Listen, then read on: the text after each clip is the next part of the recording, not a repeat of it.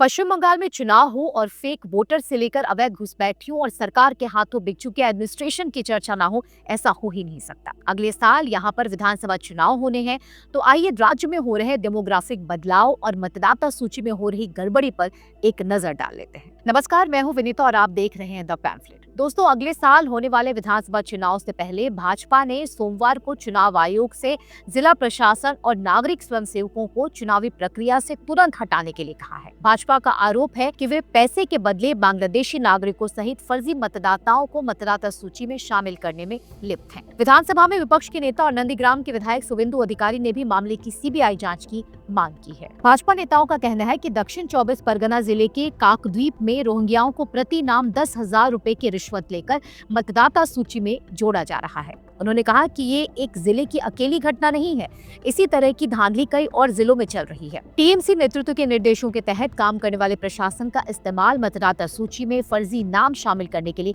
किया जा रहा है। पश्चिम बंगाल के चुनावों में धांधली कोई हवाई बात तो है नहीं और न ही हम इसे पहली बार सुन रहे हैं। पंचायत चुनाव से लेकर लोकसभा चुनाव तक यहाँ पर धांधली, हिंसा, फर्जीवाड़ा जाने क्या क्या सामने आते हैं। अभी इसी साल फरवरी में रिपोर्ट आई थी कि कोलकाता से बमुश्किल 37 किलोमीटर दूर दक्षिण 24 परगना के चंपाहाटी के कुछ पंचायतों में करीब 4,500 फर्जी मतदाता सूची में शामिल हो गए हैं, जिनके पते मुर्शिदाबाद, मालदा और यहाँ तक कि सिलीगुड़ी में भी है।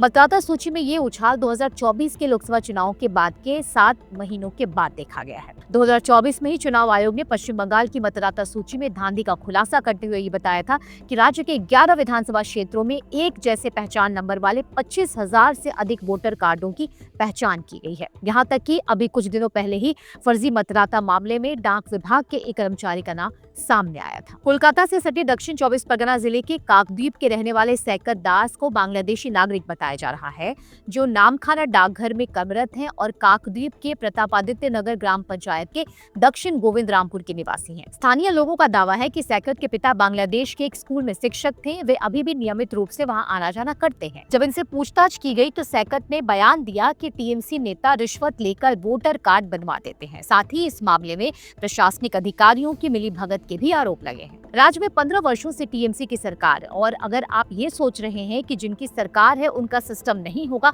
तो ये गलत अनुमान हो सकता है। रूलिंग पार्टी टीएमसी और पश्चिम बंगाल की ब्यूरोक्रेसी के बीच गठबंधन की आशंका बहुत बार व्यक्त की गई है।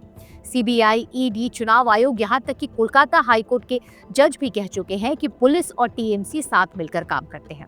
ऐसे में आप बिना किसी पक्षपात के चुनाव होने का दावा कर सकते हैं। पिछले चुनाव के दौरान सेंट्रल फोर्सेस तैनात करके हाईकोर्ट ने राज्य में सुरक्षित और हिंसा के बिना मतदान करवाने की कोशिश की है, पर सेंट्रल फोर्सेस को स्थानीय पुलिस से जरा भी सहयोग नहीं मिला। मतदान सेंटर्स को लेकर सेंट्रल फोर्स स्थानीय प्रशासन पर निर्भर रहती है।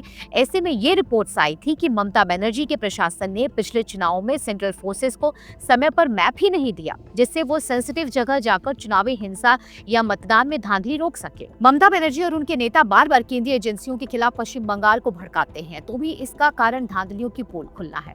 आखिर रातों रात ही तो वोटर लिस्ट में बदलाव नहीं हुए होंगे। वोटर लिस्ट में रातों रात बदलाव हो भी जाए तो भी डेमोग्राफिक बदलाव पर आप क्या कहेंगे? मुर्शिदाबाद, मालदा, उत्तर दिनाजपुर, सिलीगुड़ी ऐसे क्षेत्र हैं जहां तेजी से डेमोग्राफिक चेंज हुए हैं। अभी हाल ही में मुर्शिदाबाद दंगों ने बताया ही है कि डेमोग्राफिक चेंज का असर क्या हो सकता है, जिसमें दंगाइयों ने हिंदू महिलाओं के कपड़े तक जला दिए थे ताकि जब वे भागे तो उनके पास शरीर ढकने के लिए कपड़ा भी न हो। डेमोग्राफिक चेंज का ही असर है कि मुर्शिदाबाद के लोग अपने ही देश में शरण लिए हुए हैं। संदेश खाली में टीएमसी का नेता हिंदू महिलाओं का शोषण कर रहा था। बांग्लादेश से लगी सीमा और अपनी भावनाओं को टीएमसी सुप्रीमो छुपा नहीं पाती है। चुनाव में ममता बनर्जी नारा लगाती हैं कि खेला हो गई। दिलचस्प बात यह है कि ये नारा सबसे पहले बांग्लादेश की सत्तारूढ़ आवामी लीग के सांसद शमीम उस्मान ने नारायणगंज 4 से लगाया था। 2013 से 2014 में बीएनपी जमात आंदोलन के दौरान शमीम उस्मान ने एक सार्वजनिक रैली में इन शब्दों के साथ बीएनपी को चुनौती दी थी, हम तैयार हैं, खेला हो गए। वहीं 23 जनवरी को नेताजी सुभाष चंद्र बोस की 124वीं जयंती के अवसर पर विक्टोरिया मेमोरियल में पीएम मोदी और ममता दोनों मौजूद रहे। इस दौरान दर्शकों ने जोर से जय श्री राम का नारा लगाया, जिसे सुनकर विरोध में ममता बनर्जी ने जय बांग्ला का नारा लगाया और मंच से चली गई। यहाँ आपको बता दें कि जय बांग्ला बांग्लादेश के मुक्ति संग्राम का नारा था और जब बंगबंधु शेख मुजीबुर रहमान की लीडरशिप में पाकिस्तानी सेना के खिलाफ लड़ने के लिए राष्ट्र को एकजुट किया। ममता बनर्जी और उनके नेता बांग्लादेशी घुसपैठियों पर हमेशा केंद्र पर पलटवार कर कह देते हैं कि ये बीएसएफ का काम है कि वे घुसपैठ को रोकें। पर दीदी, वे अपना काम कर रहे हैं तभी तो घुसपैठ में कमी आई है।